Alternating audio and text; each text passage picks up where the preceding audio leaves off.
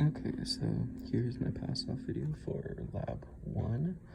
To begin, the lab starts out with just experimenting with the default settings on the board and just seeing what happens when we press these buttons over here.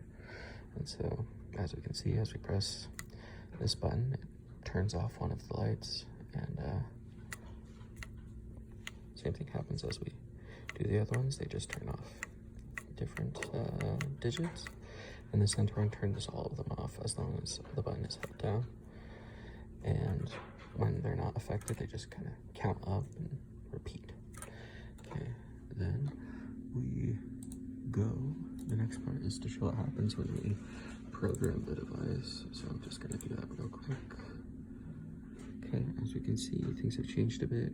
These LEDs down here are on, and these digits are no longer counting upwards, and only the far right one is on. So now we look at what happens as we change the switches and what things change. So for the first part with this new configuration, we can see that with these 4, it's just counting upwards in binary essentially. We go up and it just kind of changes things little by little, counting up.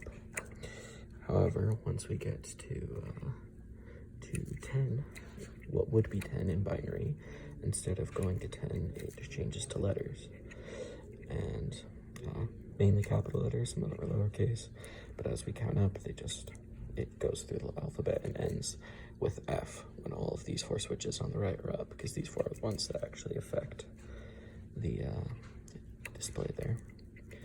Then the next part of the lab has to do with these 3 switches here. These 3 switches here, and these 3 switches affect which LED lights are on. And so we can see that when they're off, LD4 and LD3 are on. However, when we turn just one on, LD4, LD2, and LD1 are on.